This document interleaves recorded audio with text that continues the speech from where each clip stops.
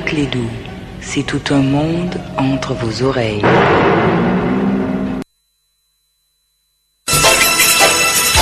Radio Clédou, le journal avec Sotelma Malitaire.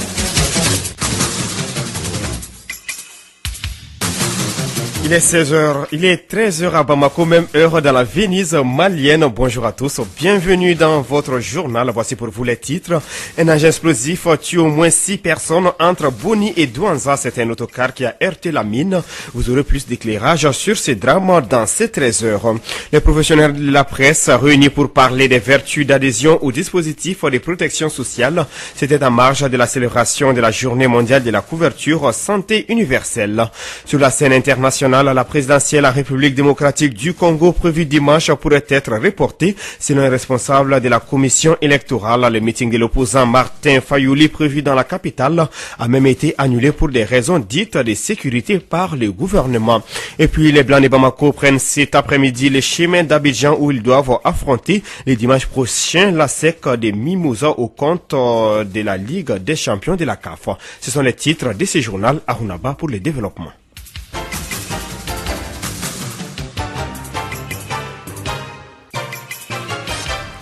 Il est bien 13h01 dans notre studio. Bonjour à tous, bienvenue dans ce journal. Avant de vous développer les titres, l'insertion du programme éducation sexuelle complète dans les programmes scolaires maliens est perçue comme un complot contre le peuple malien par Mahmoud Diko, président du Haut Conseil islamique du Mali. Face à cette situation, le premier ministre du Mali, Soumaïla Boubèye Maïga, a convié hier à la primature les leaders de toutes les confessions religieuses du Mali, les ministres en charge de l'éducation nationale, le ministre des Affaires religieuses et celui de l'administration territoriale étaient aussi présents à la rencontre. À la fin des échanges, le porte-parole du gouvernement, Amadou Kouita, a déclaré à la presse que le gouvernement a décidé de suspendre les travaux du programme sur l'éducation sexuelle complète et que le Premier ministre a instruit au département ministériel concerné par les dossiers éducation nationale, affaires religieuses et du culte, jeunesse et emploi de créer un cadre de concertation avec les représentants de l'ensemble des leaders religieux.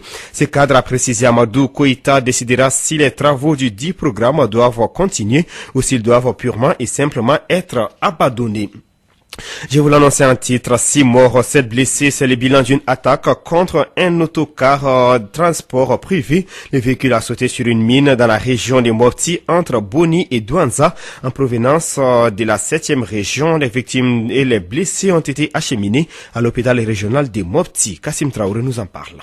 C'est après un bon départ dans une ambiance bon enfant que le car se dirigeait vers Douanza. C'est aux alentours du village de Dala, à quelques 35 km de Douanza-ville, que le car a heurté un engin explosif. Un grand bruit de l'explosion a attiré tous les riverains. Ces derniers se sont rendus compte qu'un drame vient de se produire. Dans le feu de l'action, les populations sont venues afin d'apporter les secours. C'est ainsi qu'ils ont constaté sur les lieux que 2 passagers sont morts sur le coup. Le détachement de l'armée malienne positionné à l'entrée de Douanza est venu en renfort, soutenu par quelques gendarmes afin d'organiser les premiers constats. C'est après tout cela que les 2 victimes et les blessés ont été transportés vers l'hôpital régional de Mopti. Certains blessés, avant d'arriver à l'hôpital, ont rendu l'âme, ce qui donne un bilan provisoire de 6 morts et 7 blessés. Les forces armées maliennes ont été déployées dans la zone pour faire les premières enquêtes. Et toute la nuit, l'armée a continué sa patrouille et des ratissages tout autour de Dala, lieu de l'accident. Merci Kassim Traoré. Deuxième jour de grève de la fin des agents du syndicat des travailleurs du Transrail, Citrail. Ils protestent contre le non-paiement des 9 mois de salaire. La grève de la faim est placée sous le thème « Mourir pour le suivi de nos familles est une mort digne pour un cheminot ». Écoutons Marman Tienta, secrétaire général du syndicat des travailleurs du rail, Citrail, au micro d'Etienne Nyari. Nous sommes là pour réclamer 9 mois de salaire avec l'État du Mali. Et vous savez qu'en 2015, l'État du Mali et l'État du Sénégal ont fait un communiqué conjoint pour dire qu'ils vont préserver nos salaires, ils vont préserver nos emplois. l'État du Sénégal est en train d'honorer ses engagements du côté du Sénégal et ils ne sont pas en retard de salaire. C'est le Mali qui est à 9 mois sans salaire. Nous avons tapé à toutes les portes. À l'impossible, nul n'est tenu. On est obligé de nous sacrifier pour la survie de nos familles. Parce qu'aujourd'hui, dans nos familles, il n'y a pas de vie dans nos familles. Nos femmes n'ont rien à mettre sous les dents des enfants. Les enfants ne vont pas à l'école. Les malades qui sont chez nous ne sont pas soignés. On vit dans le noir. On ne parvient même pas à avoir de l'eau potable. C'est la honte chez nous. On a décidé de faire une grève de la faim. Vous voyez, c'est une grève de la faim des cheminots maliens. Et on est là tant qu'on ne solde pas les 9 mois. On a commencé hier. C'est le deuxième jour aujourd'hui. Dans les jours à venir, tant qu'on n'a pas nos 9 mois, on est là. Si on doit mourir, on va mourir ici. Mahaman Tienta, secrétaire général du syndicat des travailleurs du rail, Citrail, des propos recueillis par Étienne Niaré. Journée d'échange et de sensibilisation des professionnels de la presse sur les vertus d'une adhésion au dispositif de protection sociale. La journée mondiale de la couverture santé universelle a été célébrée hier par la Muges Presse, mutuelle générale de la solidarité de la presse à Bamako. Mohamed Bassirou Traoré, directeur national de la protection sociale et de l'économie solidaire, au micro d'Emma Fifamen. Ce point de presse est une journée d'information à l'endroit de tous les journalistes et professionnels de la presse pour partager un peu les informations concernant cette réforme importante de notre pays qu'est le régime d'assurance maladie universelle, un régime qui va être opérationnel à partir de 2019 et qui va protéger l'ensemble des Maliens contre le risque maladie, sans distinction de sexe ni de race. Les défis à relever, c'est un défi de communication, parce qu'il faut que l'information soit relayée à tous les niveaux, que ce qu'on a connu à travers l'assurance maladie universelle, qu'on ne puisse plus revivre vraiment cette situation, et à partir de cet instant, dès le démarrage de cette réforme, que ça trouve que l'information est passée à tous les niveaux pour que les gens sachent qu'est-ce qui est attendu en termes de couverture sociale de la population par rapport au risque maladie. Mohamed Bassirou Traoré, directeur national de la protection sociale et de l'économie solidaire. Les hommes des médias apprennent les fonctionnements de la force de police du G5 Sahel, l'Office central des stupéfiants et l'ONUDC organisent un atelier de 5 jours à Séligné pour l'occasion. Le contrôleur général de la police, Abou Sidibé, chef du BCN Interpol au Mali, a présenté la force conjointe du G5 Sahel et les missions de sa composante. Bon, cette police fait partie de la composante de la force conjointe, mais ce n'est pas une force combattante, c'est dans le cadre de la judiciarisation des actes sur le théâtre d'opération, et servir de lien également, définir les missions des autres telles que la prévôté, qui est en première ligne, qui se trouve dans l'unité combattante, qui a à son sein également des EPJ et autres. Donc c'est les premiers intervenants sur la scène, également qui portent sur le renseignement, c'est-à-dire les missions, et également sur la police judiciaire, notamment les investigations et autres. Mais tout ça après une guerre. C'est une force civile? Oui, c'est la composante police, c'est une force civile, elle n'est pas une force combattante. Voilà. Mais ce n'est pas également un monstre à deux têtes. C'est le commandant de la force conjointe qui commande toute cette force. Aujourd'hui, est-ce qu'elle est fonctionnelle? Elle mobilise combien d'hommes? Elle est opérationnelle, elle est fonctionnelle, en tout cas dans les pays, puisque comme je viens de vous le dire tout de suite, c'est un bébé, et un bébé, le temps de grandir. La composante est née au bord des rives du fleuve Djoliba, à Bamako. Mais le Mali ayant passé le relais au Niger aujourd'hui, qui assure la présidence du G5 Sahel, le directeur général de la police du Niger, qui en est le président, est en train de tout mettre en œuvre et il s'est réuni. Et la dernière réunion, c'était le 23 juillet, avec les partenaires pour voir comment est-ce qu'ils peuvent vraiment aider cette police. Le contrôleur général de la police, Abou Sidibé, chef du BCN Interpol Mali. Les ASC s'organisent en réseau pour mieux défendre leurs droits. C'est désormais au sein d'une association que les agents de santé communautaire du Mali vont se retrouver pour parler d'une seule et d'une même voix. Objectif, défendre les intérêts de la corporation, notamment ce qui concerne l'amélioration de leurs conditions de travail et de vie partout au Mali. Les agents de santé communautaire souhaitent notamment une intégration dans la fonction publique. Suivant les explications de Moussa Sako, il est le président de l'association des agents de santé communautaire de Banamba dans la région de Koulikoro. Il a été joint par téléphone par Mahmoudou Khan. L'idée est venue parce que d'abord rassembler les gens, surtout rassembler les jeunes communautaires afin qu'on puisse revendiquer par rapport aux difficultés que nous rencontrons dans nos différentes localités. C'est ainsi que j'avais quand même pour un premier temps jugé nécessaire de rassembler tous les aspects de Banamba. C'est ainsi que l'idée m'est venue aussi pour créer un réseau sur toute l'étendue du territoire national. C'est-à-dire que partout où les gens sont au Mali. D'abord, je tiens à dire qu'au jour d'aujourd'hui, on a mis en place les bureaux locaux d'abord de la région de Kaï et suivi maintenant la composition du bureau régional de Kaï. Donc c'est autour maintenant de la région de Kouloukoro de mettre en place les bureaux locaux et les bureaux régionaux qu'on a presque fini aussi avec la région de Mossi. Les objectifs, c'est d'abord mener les plaidoyers auprès du gouvernement, des partenaires techniques et financiers, donc en donnant plus de visibilité aux actions de prévention et de prise en charge menées par les agents de santé communautaire et mise en œuvre avec et aux soins de la communauté pour réduire, n'est-ce pas, la morbidité, la mortalité au niveau des ménages et des familles. Mais notre cible principale, c'est les enfants de 0 à 5 ans, bien entendu.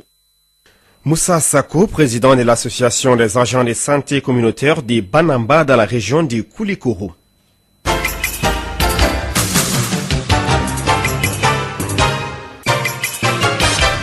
13h passées de 11 minutes dans notre studio actualité internationale à présent à 3 jours du vote présidentiel en République démocratique du Congo. La menace d'un nouveau report plane sur l'élection. Un responsable de la commission électorale a annoncé ce mercredi que le scrutin pourrait être retardé d'une semaine alors qu'en même temps les autorités de la province de Kinshasa annonçaient, elles, la suspension de la campagne dans la capitale pour des raisons sécuritaires. Le candidat de l'opposition Martin Fayouli était attendu dans la capitale pour tenir un meeting. Par contre, au Togo, c'est jour de vote pour les élections législatives. Plus de 3 millions d'électeurs sont appelés aux urnes pour élire 91 députés. Un scrutin sans enjeu puisque la coalition des 14 partis d'opposition a décidé de les boycotter. Depuis un an, le pays est plongé dans une crise politique. Des dizaines de manifestations ont été organisées pour réclamer le départ du président Faure Gnassingbé. À Madagascar, 10 millions d'électeurs étaient appelés aux urnes hier, mercredi 19 décembre, pour élire leur futur président. Les Malgaches devaient choisir entre Marc Ravalomanana ou André Rajoelina, tous les deux anciens présidents. L'élection s'est déroulée dans le calme, mais également marquée par une faible mobilisation. En France, les mesures d'urgence pour le pouvoir d'achat seront examinées dans l'hémicycle de l'Assemblée nationale ce jeudi après-midi, puis demain par le Sénat, décidé en urgence par le gouvernement pour apaiser les revendications des Gilets jaunes. Elles sont soumises aux élus dans le cadre d'une procédure accélérée et devraient être adoptées largement.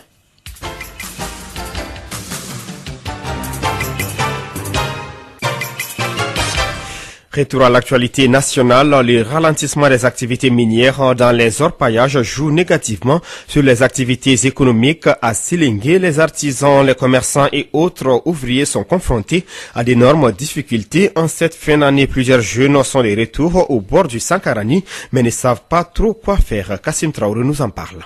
Avec le congé de Noël, plusieurs jeunes ressortissants de Sélingué sont revenus au bord du Sankarani, mais pas pour pêcher. Je suis mademoiselle Fofana Fatmata. Je suis étudiante à la faculté des sciences humaines, des sciences de l'éducation. Je fais la 2e année. Je suis là en tant que serveuse à l'hôtel Club de Sélingué. C'est peu ennuyant. Je trouve profitable, c'est bien. On tisse des relations. On apprend aussi beaucoup de choses à travers.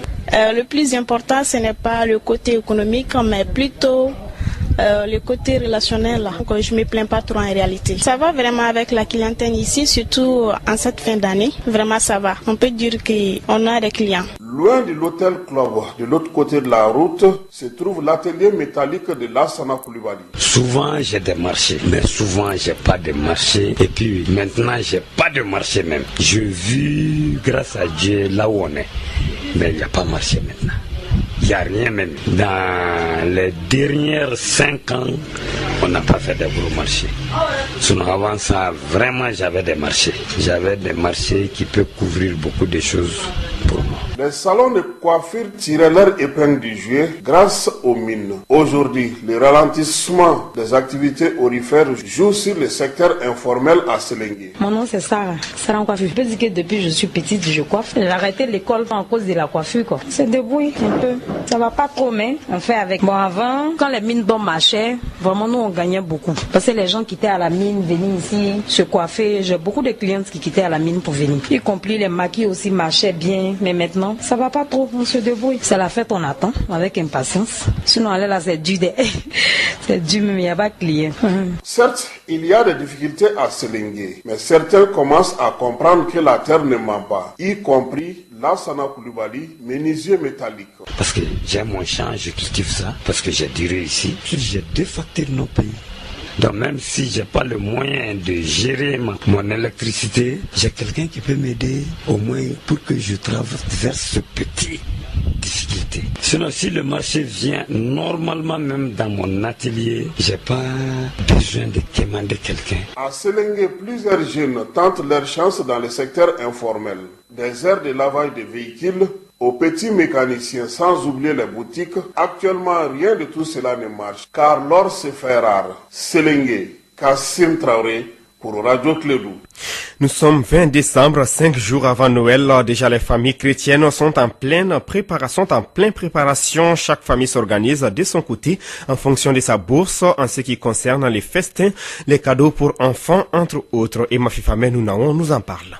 Noël, il est avec nous. Noël, il est parmi nous. Le Sauveur est né, une grande fête pour tous les chrétiens, au cours de laquelle ils se retrouvent en famille avec tous leurs proches. C'est aussi l'occasion pour les enfants de recevoir des cadeaux pour la fête de Noël par le Père Noël. Saturnin Moukoro, de la paroisse Sainte-Monique de Badalabougou, au compte de la communauté chrétienne de Nyamakoro-Koko. Noël, c'est une fête de famille. Au-delà de la famille, il y a les amis, les voisins, les camarades des enfants aussi. Avec tout ceci, nous fêtons. Pour les dépenses, c'est chacun selon sa bourse. Ce n'est pas seulement le chef de famille qui supporte les frais. Il y a nos épouses aussi. Les enfants ont droit à des cadeaux qui peut-être ont été bien avant préparés pour lui dire aujourd'hui le Père Noël il te donne ces cadeaux pour que tu puisses mieux t'imprégner aussi de ce que tu fais. La dinde de Noël est la spécialité de bon nombre de personnes en Occident. Par contre, ici au Mali, il n'y a pas de repas spécifique. À chaque famille, son repas de fête.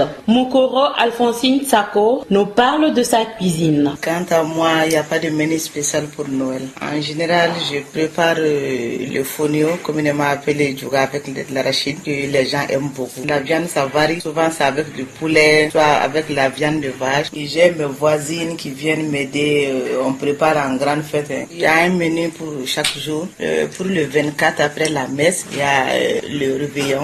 On prépare des crudités avec un peu de tout.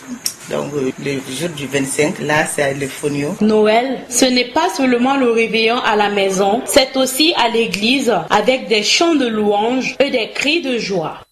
Vivement les 25 décembre pour les festins de Noël. En bref, le festival des motards du Mali est prévu samedi 22 décembre 2018 à Bamako, sur la place du cinquantenaire. Dans les programmes, une formation en sécurisme, en passation des permis moto, mais aussi une conférence sur la sécurité routière par rapport à l'importance du port des casques, des expositions des motos et aussi les démonstrations en moto wheeling par des professionnels sont également prévues. Et puis sport du football, la compétition africaine des clubs de la CAF, les stades malien de Bamako s'apprête à prendre le vol pour la Côte d'Ivoire en compétition africaine des CAF. Le seul représentant malien lisse, le stade malien, quitte Bamako ce soir à 16h pour Abidjan où il sera reçu par l'ASEC Mimouza ce dimanche à partir de 16h pour le compte des matchs retour des 16e de finale. Déjà au match aller, les Blancs de Bamako se sont inclinés à domicile 1-0. Les Blancs de Bamako doivent impérativement gagner à Abidjan s'ils veulent avoir leur ticket pour la phase des poules de la Ligue des Champions. ASEC Mimouza, stade malien de Bamako, c'est ce dimanche à 16h au stade Félix Houphouët-Boigny d'Abidjan. Il est 13h passé de 19 minutes. Ainsi s'achève ce journal. Merci à l'ensemble de la rédaction des Clés de Info et à vous pour votre fidélité et présentation à Runaba avec la complicité technique de Fatou Fall. Tout de suite, c'est votre rubrique Electa. Radio Clédou, le journal. avec Sotelma Malitaire.